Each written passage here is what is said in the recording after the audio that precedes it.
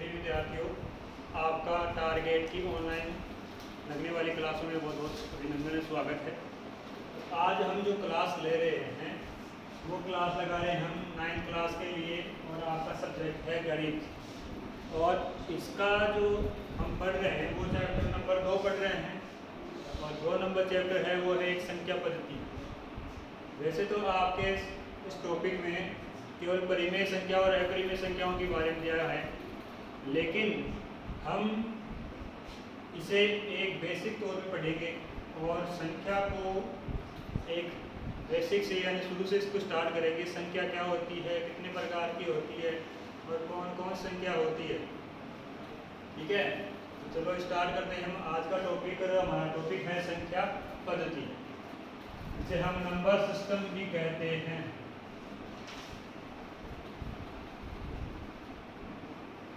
ठीक है, देखें संख्या है, संख्या का उद्भव अलग अलग काल में अलग अलग तरीके से हुआ है। हम इतनी डीप में नहीं जाएंगे, हम सीधा इनका बात करेंगे। सबसे पहले जो अंकों की बात करते हैं तो हमारे जो अंक होते हैं गणित में वो अंक माने गए हैं 10, यानी आपके 0, 1, 2 से लेके 9 तक की जितनी भी जो हैं इनकी आप गणना करते हैं वो सभी अंक कहलाते हैं। और आपकी जो संख्या है, संख्या वो इन अंकों को और इन अंकों से बनने वाली नए जो बड़े जो डिजिट्स होते हैं, नंबर होते हैं, उनको हम संख्या कहते हैं। यानी कह सकते हैं हम कि अंक तथा अंकों से बने नंबर आप क्या कहलाते हैं, संख्या कहलाते हैं। इसके बाद संख्याओं के प्रकार हैं वो अलग अलग हैं। वैसे तो संख्या के जो मुख्य प्रकार हैं वो 3 माने गए हैं। संख्या के मुख्य प्रकार कितने माने गए हैं? 3। संख्या के मुख्यतः 3 प्रकार होते हैं। ये 3 प्रकार ही संख्या के आगे जो वाले प्रकार हैं वो इनसे मिलकर बने हैं। जो इनका जो पहला प्रकार है वो है प्राकृत संख्या। कौन सी है? प्राकृत संख्या, जिसे हम नेचुरल नंबर भी कहते हैं।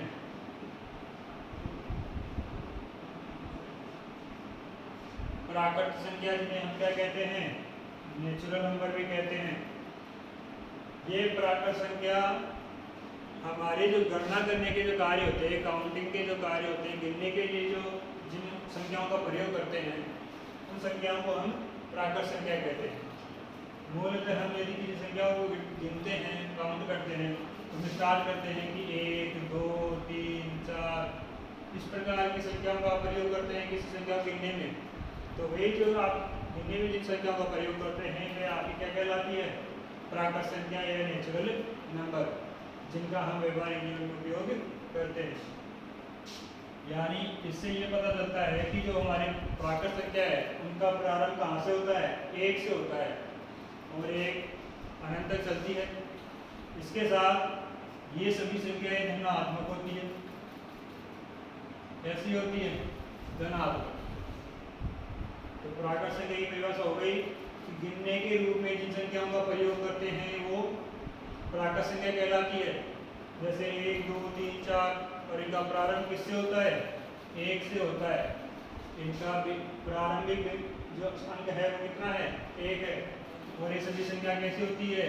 धनात्मक होती है, पॉजिटिव होती है। कैसी होती है? पॉजिटिव। इसके अलावा जो दूसरा प्रकार होता है वो इन्हीं प्राकृत संख्याओं से मिलकर बना है। यानी नए जो प्रयोग किए गए, तो नए प्रयोगों में हमने एक नई अंक का आविष्कार किया और नए अंक का आविष्कार क्या कहलाया? शून्य। और शून्य को यदि संख्याओं में शामिल कर लेंगे तो वह हमारी संख्या पूर्ण संख्या कहलाएगी। क्या कहलाएगी? पूर्ण संख्या यानी होल नंबर। तो आप कह सकते हैं कि वे सभी प्राकृतिक संख्याएं या नेचुरल नंबर जिनमें यदि शून्य को जीरो को शामिल कर लिया जाता है तो वे हमारी पूर्ण संख्या कहलाती है। क्या कहलाती है? पूर्ण संख्या। यानी इसमें हमने किसको शामिल किया? जीरो को शामिल किया, जीरो को शामिल कर लिया। तो जीरो को शामिल करने के बाद ये हमारी संख्या क्या कहलाई? पूर्ण संख्या। तो इन्हें आप लिखें तो पहले आएगा आपका जीरो और इसके बाद वही नेचुरल नंबर 1 2 3 4 5 6 और आगे तक चलेगी। तो यहाँ से 1 से लेके आगे के सारे नंबर तो नेचुरल नंबर में आ गए यानी प्राकृत संख्याओं में आ गए। इसके बाद यदि आप प्राकृत संख्याओं में जीरो को और शामिल कर लेते हैं तो ये आपके पूर्ण संख्या कहलाएगी यानी होल नंबर कहलाएंगे। अब देखो हमारे पास सभी धनात्मक संख्याएं थी जो प्राकृत संख्या है और जीरो को शामिल कर लिया तो ये भी एक धनात्मक संख्या ही है यानी ये सभी भी कैसी है? धनात्मक है। देखो ये सभी कैसी है? धनात्मक है। अब जब नए नए प्रयोग किए गए जैसे हमारे संख्या चलती है जोड़ माइनस गुणा भाग, तो ये सब संख्याओं में की गई पूर्ण संख्याओं में तो एक नया नंबर आने लग गया यानी किसी संख्या को जैसे लिखा गया कि 4 - 5 कितना होता है तो इसका आंसर पता लगाने का एक तो आ गया लेकिन चिन्ह किसका आएगा? चिन्ह किसका है? तो चिन्ह यहाँ पे माइनस का लगाया इन्होंने तो माइनस की कोई संख्या थी नहीं यहाँ पे। इस नंबर को बार बार ये नंबर को परेशान कर रहा था कि कुछ घटाने पर ऋणात्मक मान आ रहा है तो ऋणात्मक मान संख्या में था ही नहीं। तो इसका कैसे जवाब दे? इन्होंने क्या किया कि कहा कि हम इन्हीं संख्याओं में ऋणात्मक संख्या और लिखेंगे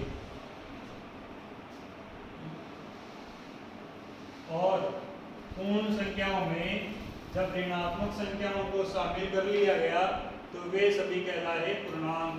क्या कहलाए? पूर्णांक। यानी तीसरा जो आपका इस प्रकार है वो है पूर्णांक संख्या यानी कह सकते हैं आप इंटीजर नंबर। पूर्णांक संख्या इसकी परिभाषा आप किस प्रकार दे सकते हैं कि वे सभी पूर्ण संख्याएं जिनमें हम यदि ऋणात्मक संख्याओं को शामिल कर लें तो वे हमारे पूर्णांक संख्या कहलाएगी। यानी वे सभी पूर्ण संख्याएं, पूर्ण संख्या तो यहाँ 0 से लेके 1 2 3 4 ये तो सभी क्या है? हमारी पूर्ण संख्या है। इन पूर्ण संख्याओं के साथ यदि आप ऋणात्मक संख्याएं और शामिल करें तो ये आपके जो नंबर हैं वो आपके पूर्णांक कहलाएंगे। तो पूर्णांक में क्या क्या संख्या शामिल हुई? ऋणात्मक संख्या, ये तो हो गई सारी ऋणात्मक संख्याएं। ये हो गया शून्य और उसके बाद सभी धनात्मक संख्याएं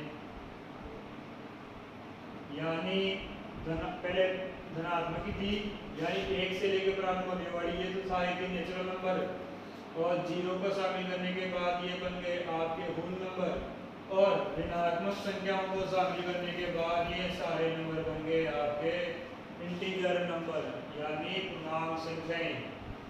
इसके बाद जो भी हम जो प्रकार पढ़ेंगे नए उन नए प्रकारों में आप ये देखेंगे कि जो सभी नंबर बने हैं वो अभी इन्हीं से बने हैं यानी आपका जो मुख्य पॉइंट रहेगा वो रहेगा पूर्णांक संख्या। और इसके अलावा जो हम अपने प्रकार पढ़ने वाले हैं जिसमें हम सम संख्या, विषम संख्या, भाज्य संख्या, अभाज्य संख्या, परिमेय संख्या, अपरिमेय संख्या, तो वे सभी जो संख्याएं पढ़ेंगे प्रकार वे सभी पूर्णांकों से ही बने हैं यानी इन्हीं पूर्णांकों से बनी हुई अन्य संख्याएं हम पढ़ेंगे।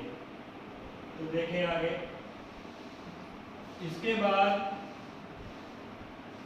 जो हम ले रहे हैं दूसरा प्रकार वो प्रकार है हमारा सम संख्या। कौन सी है? सम संख्या,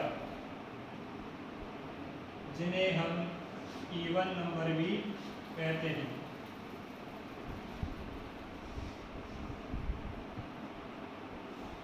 साथ साथ में एक टॉपिक और पढ़ते हैं इसमें, विषम संख्या, क्योंकि ये दूसरे के अपोजिट है। जो कार्य सम संख्या में होगा उसका विपरीत कार्य आपका विषम संख्या में होगा। सम संख्या और विषम संख्या ये दोनों ही संख्या पूर्णांकों से मिलकर बनी है, यानी इन्हीं में से कुछ संख्या छाटी गई है, इनका अलग अलग प्रकार में बांटा गया है और उन प्रकारों को हम नाम दे रहे हैं सम संख्या और विषम संख्या। पहले दो प्रकार, इवन नंबर और ऑड नंबर। इवन नंबर क्या है, देखिए इधर, इवन नंबर वे सभी नंबर हैं, आपने पढ़ा होगा सम संख्या विषम संख्या, आप पढ़ते आ रहे हैं 8वीं क्लास में, तो आप जानते हैं कि सम संख्या वे कहलाती हैं जिनमें दो का किसका भाग, किसी दो का भाग पूरा पूरा चला जाता है, यानी वे सभी पूर्णांक संख्याएं जो दो से पूर्णतः विभाजित होती हैं, वे सभी संख्याएं या वे सभी पूर्णांक आपकी सम संख्या कहलाती है। दो से पूर्णतः विभाजित पूर्णांक, ठीक है, यानी वे सभी पूर्णांक जो दो से पूर्णतः विभाजित हैं, तो वे आप कहलाएंगे सम संख्या। क्या कहलाएगी, सम संख्या। इसके आप एग्जाम्पल ध्यान से दे सकते हैं कि 2 है, 4 है, 6 है, 8, 10, 12, 124, 256, 1000। तो ये सभी संख्याएं क्या हैं, ये सभी संख्याएं सम संख्या है, ठीक है। इसके बाद बात करते हैं विषम संख्या की। मैंने कहा कि सम संख्या और विषम संख्या एक दूसरे के अपोजिट है, तो जो काम इसमें हो रहा है उसका विपरीत कार्य इसमें होगा। तो यहाँ पे जो कार्य हो रहा था, ये हो रहा था कि जो पूर्णांक हैं वो दो से पूर्णतः विभाजित हो रहे थे, इसका विपरीत क्या हो जाएगा कि जो दो से पूर्णतः विभाजित नहीं होते, जो दो से पूर्णतः विभाजित नहीं होते, वे हमारे विषम संख्या कहलाती है। यानी आप कह सकते हैं कि वे सभी पूर्णांक जो दो से पूर्णतः विभाजित नहीं होते हैं, जिनमें दो का पूरा पूरा भाग नहीं जाता है, वे सभी क्या कहलाते हैं, विषम संख्या कहलाते हैं। इसका एग्जाम्पल आप दे सकते हैं कि 1 है, 3 है, 5 है, 7 है, 9 है, 11 है, 121 है, 1000 1 है, 10,000 1 है, 101 है, 1011 है। ये सभी क्या है आपके, ये सभी विषम संख्याएं हैं, इनमें दो का भाग पूरा नहीं जाता है, ठीक है। तो आपके जो दो पार्ट और हो गए कौन कौन से हो गए, सम संख्या यानी इवन नंबर और विषम संख्या यानी ऑड नंबर। सम संख्या का मतलब जो दो से पूरा भाग जाए, और विषम का मतलब जिसमें दो का पूरा भाग नहीं जाए। इसके बाद जो नेक्स्ट दो हम प्रकार पढ़ रहे हैं, वो दो प्रकार और देख लेते हैं। और वो दो प्रकार हैं वो भी आपको पूर्णांकों से ही मिलकर बने हैं, और उन पूर्णांकों में छाटा गया है उनको भी। और अगला जो प्रकार ले रहे हैं हम, वो है आपका भाज्य संख्या, और इसी का अपोजिट, इसी का विपरीत हो जाएगा अभाज्य संख्या। कौन सा हो जाएगा, अभाज्य संख्या। इसे आप कह सकते हैं कंपोजिट नंबर, और इसे आप कहेंगे प्राइम नंबर।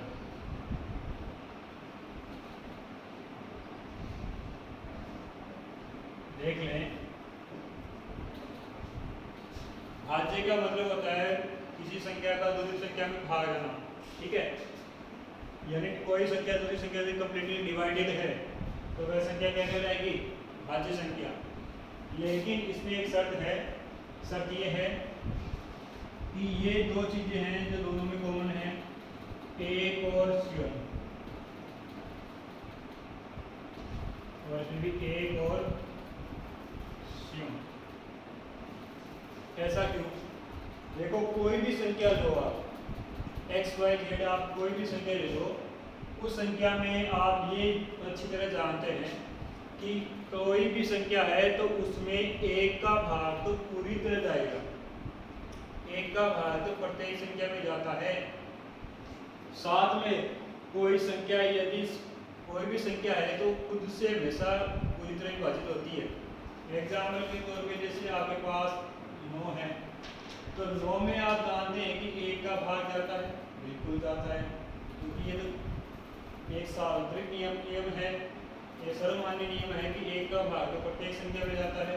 इसके अलावा 9 का भाग 9 में जरूर जाएगा, क्योंकि कोई भी संख्या खुद से पूर्णतः डिवाइडेड होती है। इसके अलावा ये दो नियम है। इसके बाद जो नियम है, इसमें जो डिफरेंस है वो इतना ही है कि इसमें एक और स्वयं के अलावा अन्य संख्या का भी भाग आता है।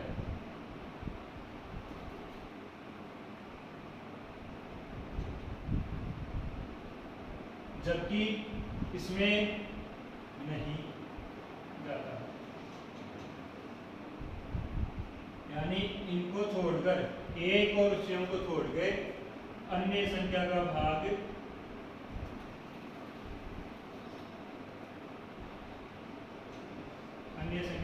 नहीं जाता है। डिफरेंस समझ गए आप कि एक और स्वयं ये तो दोनों का ये समान है। अंतर किस चीज का है? अंतर ये है कि इन दोनों को छोड़ने के बाद भाज्य संख्या में तो किसी तीसरी संख्या का भाग जाएगा, जबकि अभाज्य संख्या में किसी तीसरी संख्या का भाग नहीं जाएगा। एग्जाम्पल देख ले आप, जैसे 4 है तो 4 में 1 का जाएगा, ठीक है, 4 का भी जाएगा, ये तो खुद 2 और 1 की बात हो गई। इसके अलावा इस संख्या में तीसरी संख्या 2 का भी पूरा भाग जाएगा। तो ये 4 है वो एक भाज्य संख्या है। इसके अलावा 6 हो गई, 6 में 1 का भी जाता है, 6 का भी जाता है, साथ में इसमें 2 का भी 3 का भी जाता है। यानी ये संख्या खुद और 1 के अलावा कोई दूसरी संख्या है उनसे भी भाजित हो रही है। इसका मतलब ये एक भाज्य संख्या है। जबकि इसमें जैसे 5 है तो 5 में केवल 1 बार 5 का ही जाएगा, इसके अलावा किसी और संख्या का भाग नहीं जाएगा। जैसे आपके पास 2 हो गया, आपके पास 3 हो गया, आपके पास 7 हो गया, आपके पास 11 हो गया, ये सारे नंबर अभाज्य हैं, क्योंकि इनमें एक और स्वयं का ही भाग आएगा, इसके अलावा किसी तीसरी संख्या का भाग नहीं जाएगा। तो आप समझ गए होंगे कि भाज्य और अभाज्य में क्या अंतर है और किस संख्या को हम भाज्य और अभाज्य कहेंगे। तो आप परिभाषा देना चाहें तो इस प्रकार दे सकते हैं इसकी भाज्य की, कि वे सभी पूर्णांक जो एक और स्वयं के अलावा किसी अन्य संख्या से पूर्णतः विभाजित होते हैं तो वो भाज्य कहलाएगी। इसके अभाज्य के दें तो वे सभी पूर्णांक जो एक और स्वयं से ही विभाजित हो, किसी अन्य संख्या से विभाजित नहीं हो, तो वे आपके क्या कहलाएंगे? प्राइम नंबर कहलाएंगे, यानी अभाज्य संख्या कहलाएगी। इसके बारे में हम दो बातें लिख लेते हैं। आपने इनको लिख लिया होगा, नोट कर लिया होगा, नहीं किया तो आप वीडियो को देखकर एक बार को नोट कर लें और ध्यानपूर्वक इनका याद करें, क्योंकि आप बेसिक है, ठीक है। तो इसके 2 नियम है, वो 2 नियम और देख लो, भाज्य और अभाज्य। भाज्य में क्या है कि भाज्य की सबसे छोटी संख्या 4 है, जबकि अभाज्य की सबसे छोटी संख्या 2 है। साथ में एक बात और याद रखें, जो 2 है वो एकमात्र सम अभाज्य संख्या है, यानी जितनी अभाज्य संख्या होगी वो सारी विषम प्रकार की होगी, लेकिन 2 ही एक ऐसी संख्या है जो सबसे छोटी भी है और सबसे सम संख्या भी है। इसके अलावा आपके 1 से लेके 100 तक 25 अभाज्य संख्याएं होती हैं। 25 अभाज्य संख्याएं होती हैं। तो आपको कल ये वर्ग देखा हमने आज वीडियो को यही रोकते हैं। आपको ये चीज़ समझ में आ गई होगी कि सबसे छोटी भाज्य संख्या 4, सबसे छोटी भाज्य संख्या 2 जो एकमात्र सम संख्या भी है। इसके अलावा आपका 1 से लेकर 100 तक 25 अभाज्य संख्याएं होती हैं।